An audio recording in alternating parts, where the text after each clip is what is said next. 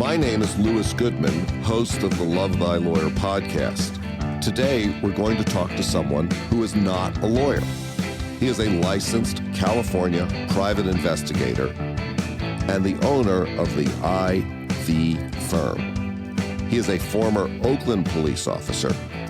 He has also worked in other departments as well, including San Francisco Police Department. He has investigated hundreds of serious felony offenses, including fatal accidents, narcotics enforcement, commercial and residential burglaries, and a host of other criminal matters. He is involved in extensive community service through Rotary International, and to his great credit, he works with attorneys. Chris Eggers, welcome to Love Thy Lawyer. Louis, thanks for having me. I appreciate it very much.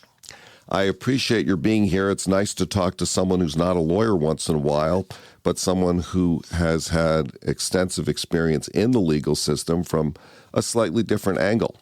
Tell me a little bit about the investigative agency that you now own. Sure. So it is called the IV firm. IV stands for the Roman numeral 4. The Fourth Amendment is my favorite amendment. It's just super important when investigating crime, right, or criminal activity. So that's how I chose the name. Where are you located? So I physically live in Truckee, but I am focused on, my business is focused in Northern California mainly. Where are you from originally? I was born and raised in Livermore, California.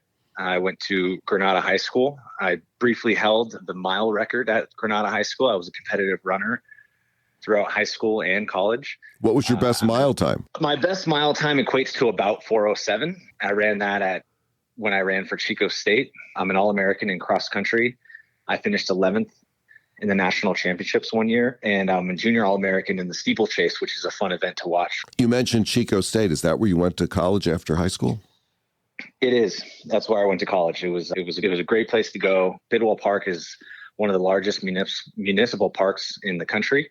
So we very rarely had to run on pavement, which, at 60, 70, 80 miles a week with long runs on Sundays ranging from, 10 to 15 miles is a big deal. Well, I've actually been in Chico twice in my life, and once I was there for a marathon.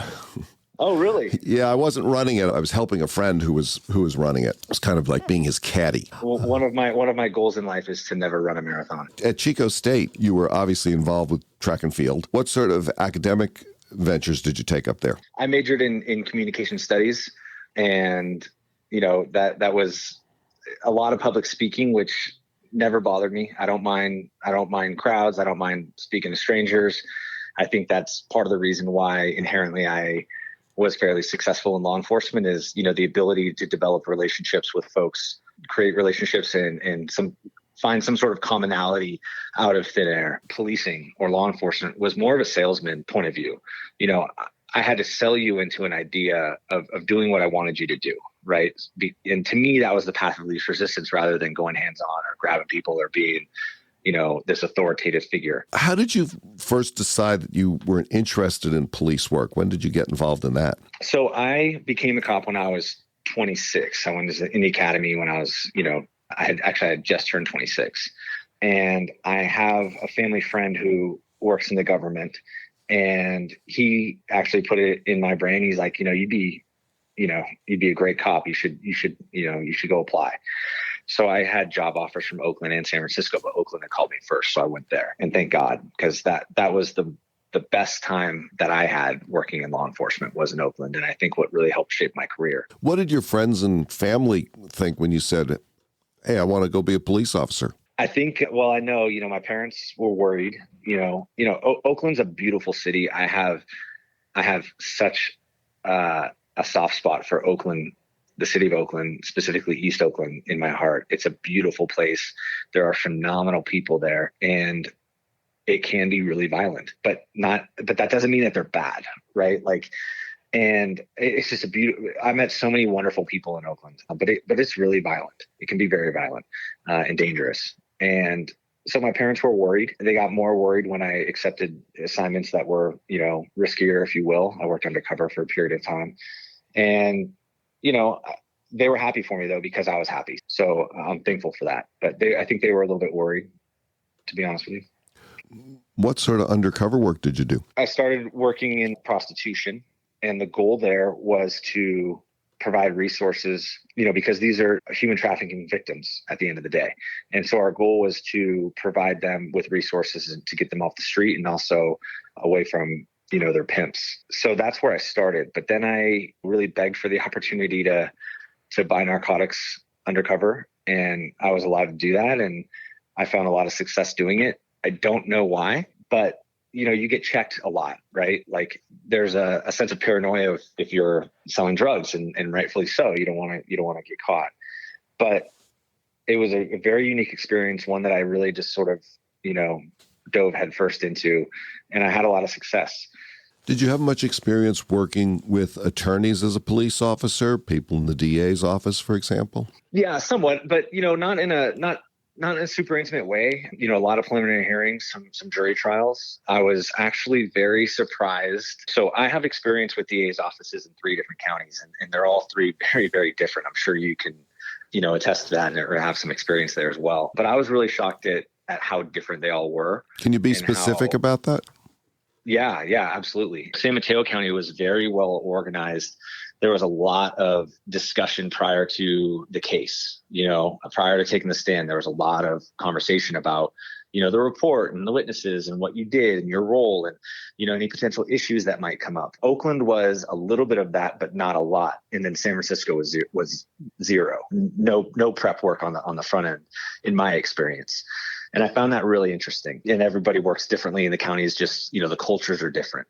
I don't know if have you experienced the same thing? Well, my only experience as a deputy district attorney was in Alameda County. Personally, I always tried to pre-try my witnesses, prep my witnesses, talk to my witnesses, whether they were police officers or civilians, but especially in a 1538.5 or in a preliminary hearing where there was going to be a 1538.5 as part of it, I would spend a fair amount of time with my police witnesses because I felt it was the way to properly prepare the case. Right, absolutely. And you can, do a lot of troubleshooting, if you will, if it's done that way. But I always found it interesting that, that was San Mateo County's take, and Oakland a little bit less, and San Francisco even less. That's interesting. I was not really aware of that, and I don't know how much that has to do with the individual deputy DA or the culture of the office, but from my own experience in terms of any kind of trial preparation, just as an attorney, whether it's as a DA or a defense attorney, I want to talk to my witnesses and I want to be clear about what it is they're going to say, and to be very clear that they understand that the only thing they need to do is tell the truth. As attorneys, how could we as attorneys improve our working relationships with investigators? And I think you've just touched on that a little bit in terms of, witness preparation, but there's a lot that leads up to actually going on a witness stand. And how could attorneys work better with investigators? And do you mean like, private investigators on a case or an investigating officer? Well, let's talk about both. Let's talk first about the relationship with an investigating officer. As I guess it would be unusual for you to really talk to a defense attorney very much as an investigating officer. No, not much at all. How about in talking to the district attorney? We have people who are in the district attorney's office who listen to this podcast. Sure. And I think, we kind of touched on it, but just setting some time aside to have a conversation with the investigating officer about the case and, any kind of intricacies that may come up in a prelim or, motion to suppress or trial, of course. And you nailed it. You want to have that conversation with them to understand, not only about the case, but also a little bit maybe about them if they have trouble testifying. And I know a lot of cops that, the scariest point in their career is going to be when they take the stand. I personally don't have that. I love talking in public. The more people in front of me, the better. In this Zoom era, it's a little bit, different because I can't gauge my audience. You don't have that human touch that I personally really rely on in dealing with folks. But, there are a lot of cops out there that are just definitely afraid of getting on the stand. How about in terms of working as a private investigator with attorneys? It's a totally different ballgame, and one that I'm really enjoying. Again, I think that there's some issues with I don't want to say issues, but So I was a police officer where, basically I'm in charge. I go to a scene and I'm in charge. I run the show, right? Or I should run the show, or I should know how it's going to be, how things need to get done on scene. Now, it's not, it's your bar card on the line, not mine. Right. And so my role is not necessarily the leader, but I view my role now as to be a good team player. Sometimes that's taking initiative and sometimes that's taking direction. And so I think for attorneys, one thing that I ask attorneys that I work with is, hey, just a little bit of direction on, how you see this going. How does this benefit you? What would you like to see out of this? This is the attorney's case and I'm a tool for their benefit.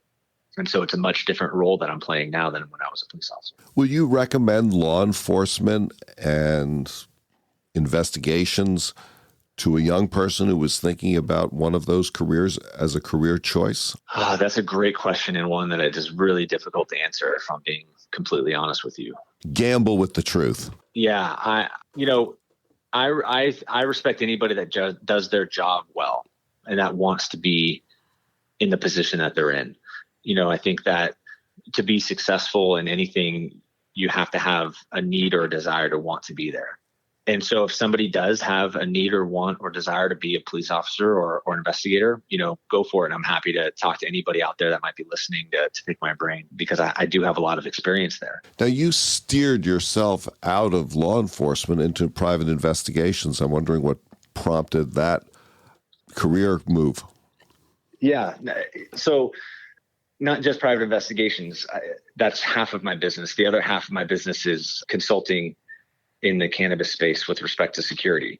And that experience comes from working undercover. I spent a lot of time around admitted burglars and robbers and learned very intimately what the mindset was when they target a person, place or business. That's the takeaway that I got out of working undercover. I realized very early on in that time frame that, I was getting a very, very inside view that very, very few cops get to have. What about the business of investigations? It's kind of a new business for you, but how's it gone for you so far? It's been fun. I've really enjoyed it. I'm learning a lot, and I'm open to learning more. I didn't come into this with the intention that I am the end all be all and I know it all, right? I am really laser focused on developing meaningful relationships in the industry and providing value where I can with my unique perspective and my unique background.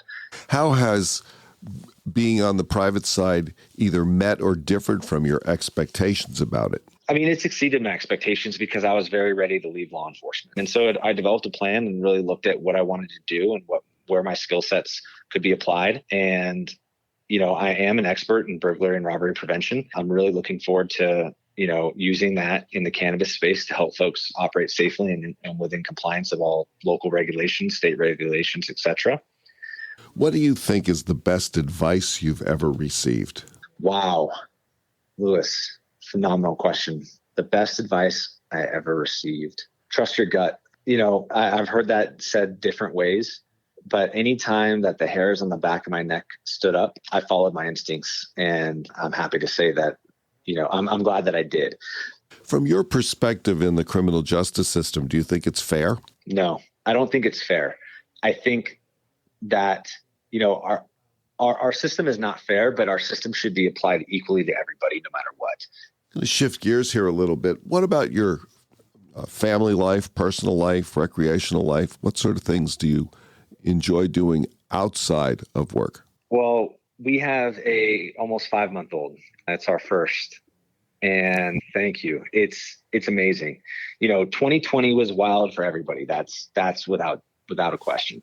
But, personally in my life, although I turned in my badge, about a month ago, I had been off the street since August. I'm very, very blessed, that my wife is my wife, and I'm just really happy. So, up here in the mountains, I split my time between the Bay Area and here, but that was in our plans. My wife's from Tahoe City originally, and they have some businesses in town.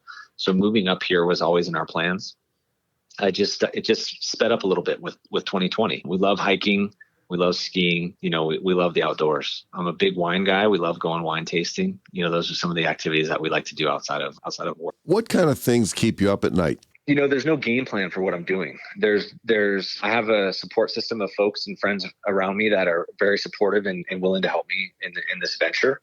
But again, I don't really have the path in law enforcement is to work 30 years and retire, collect your pension, and, go do whatever it is that you do after that. It's a scary thing to start a new venture. There's no, blueprint that I can follow to say that this is for sure, 100% going to be successful. And so, that's a very, frightening thing at times. But again, I rely on my skill set and using it to provide value to people and be a good team player.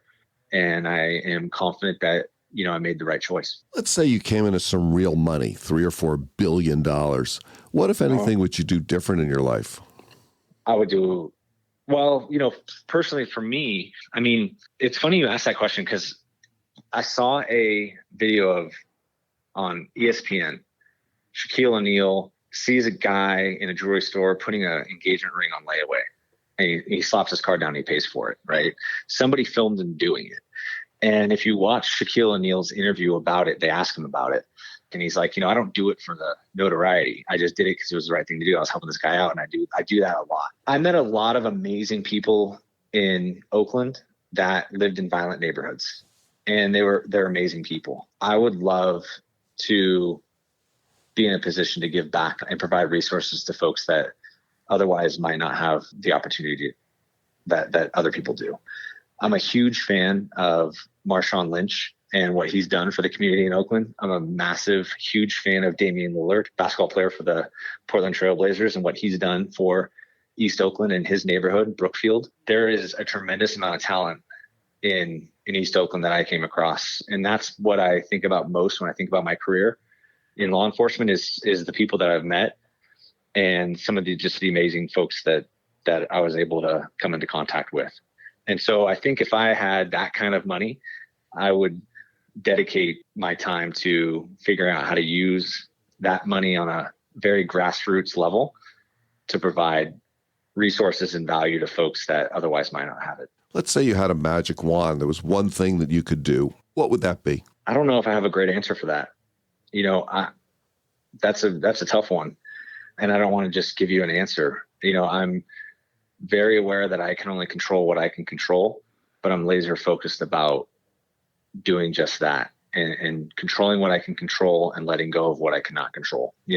I hope that answer doesn't disappoint, but that's a tough question. Yeah, well, I think that's a very important lesson to learn. I think it's one of the biggest lessons I've learned in my life is that I can control what I can control, but I can't control what's on the other side of that line. Yeah, absolutely. Right. Yeah.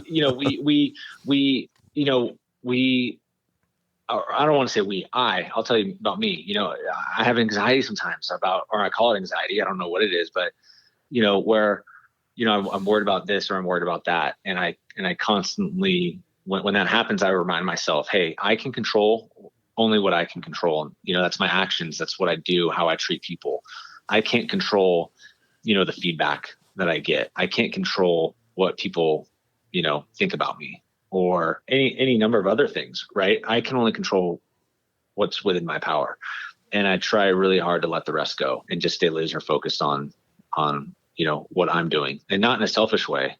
That's certainly not what I mean by that. But, there's a lot out there that's totally out of my control. And, I try my hardest to let that go. Is there anything that you want to talk about that we haven't covered that's maybe perhaps on the outline I sent you, or that's not on the outline, or just anything else that you wanted to say or talk about? This experience was a lot different than what I thought it would be like. Your questions are very profound. They're very deep. They provide the opportunity for some very, deep discussion and, the ability to very quickly have your listeners learn about, your guest. Christopher Eggers, thank you so much for joining me today on Love Thy Lawyer. It's been a fascinating experience talking to you. Lewis, thanks for having me. It really meant a lot to be here. I'm a big fan of your podcast, and I was happy to be a guest on it, so thank you very much. That's it for today's episode of Love Thy Lawyer. If you enjoyed listening, please share it with a friend and subscribe to the podcast. If you have comments or suggestions, send me an email.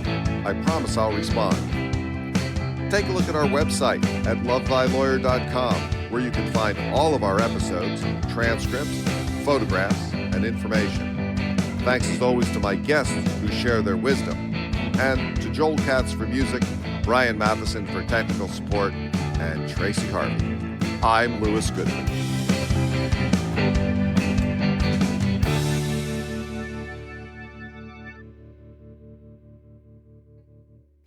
I guess I have a question for you, and I would like to know, is that okay? Sure. Yeah. I'm going to edit this thing. It'll probably take it out anyway. So, but go ahead.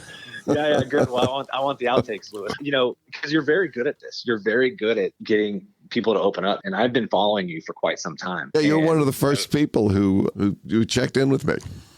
Yeah, isn't that fun? And look at me now, right? I told you not to leave the police department.